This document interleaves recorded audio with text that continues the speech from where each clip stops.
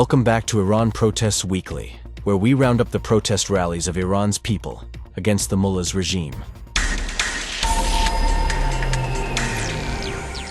On Saturday, December 13th, a large number of workers of Pasargad Steel in Kavar stopped working and joined a nationwide strike to protest their grueling living conditions, unjust discrimination, and unpaid benefits.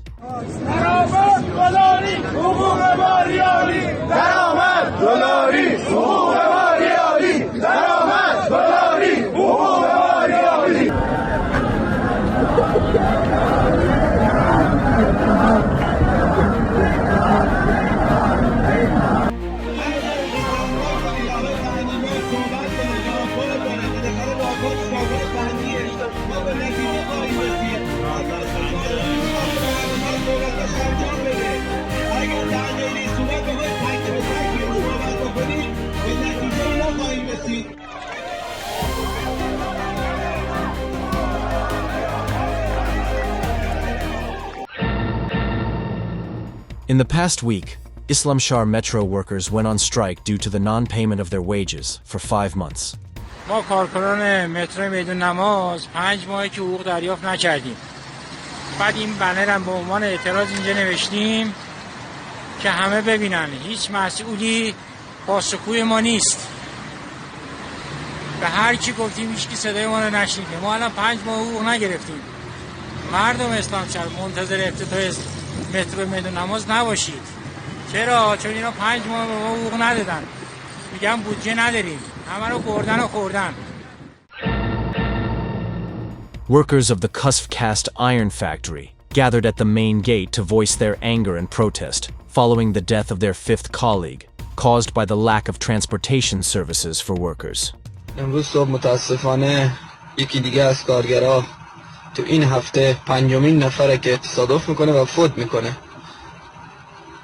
متاسفانه این شرکت سرویس نداره و کارگراش با ماشین شخصی میان و تصادف میکنه.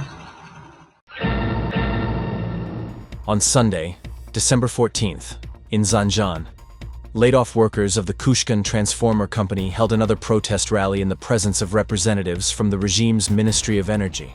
They were protesting the non-renewal of their employment contracts, despite years of service.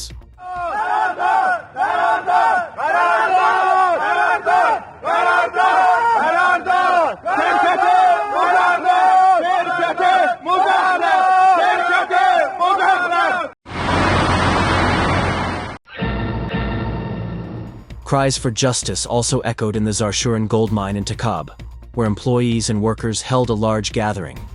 They protested against their deplorable living conditions, wage discrimination, and the failure to fully and immediately pay their claims.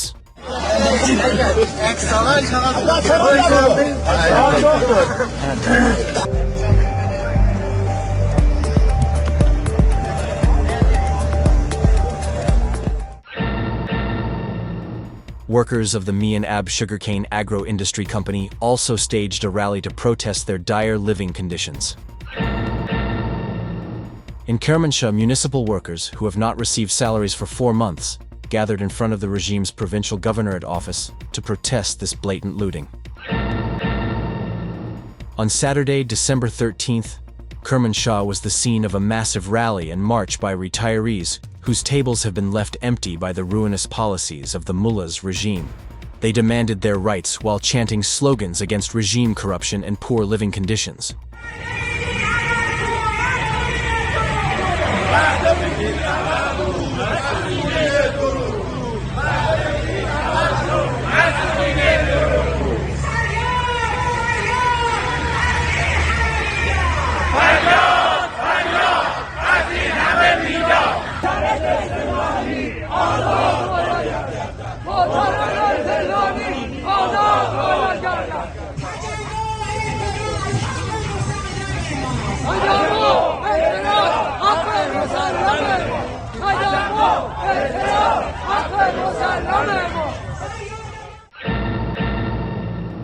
At the same time, Shush witnessed a widespread presence of retirees on the same day, protesting injustice, trampled rights, and stressing that they will continue their protests until their voices are heard.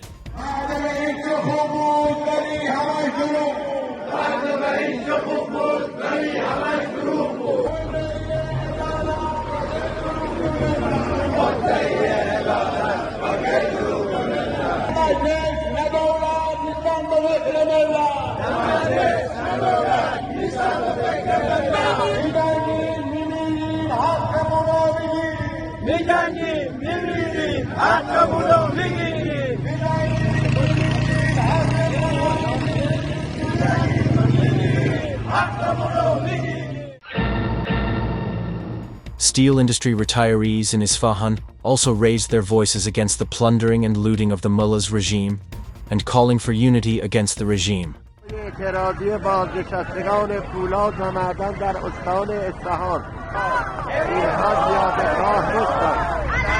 اینها فقط مخالف قانونی خودند. مرحبا بچه‌ها، ای زنان فولادی، ای مردان فولادی که برای حقوق قانونی خود تجمع می‌کنید و احترام.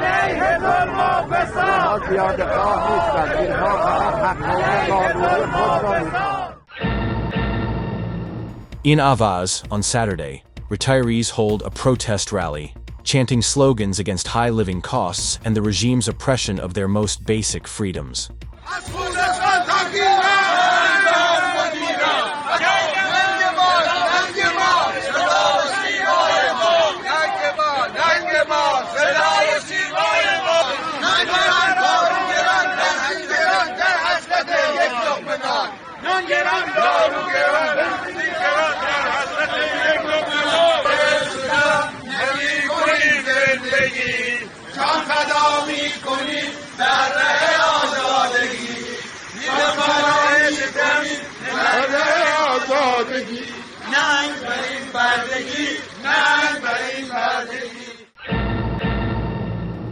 And on Sunday, December 14th, in the capital, Social Security retirees in Tehran protested their dire living conditions and the government's lack of care for their plight.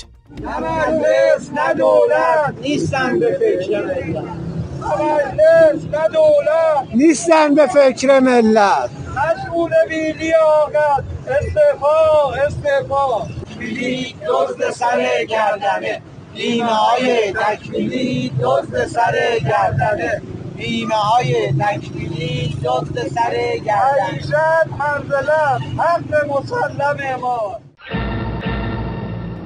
In Ahvaz, bakers gathered in front of the regime's provincial governorate office on Saturday, December 13th. They protested the reduction of flour quotas and unpaid subsidies.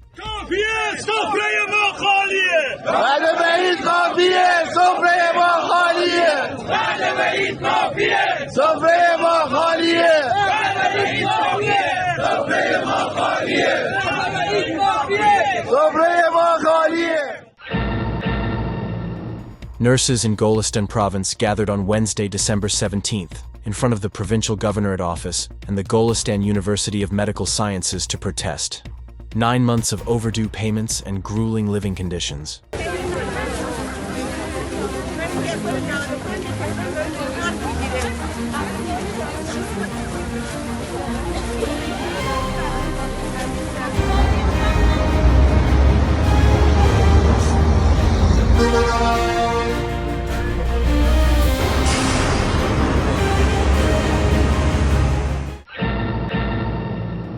In Sanandaj, nurses also gathered in front of the Human Resources Building of the Kurdistan University of Medical Sciences to protest their deplorable living and working conditions.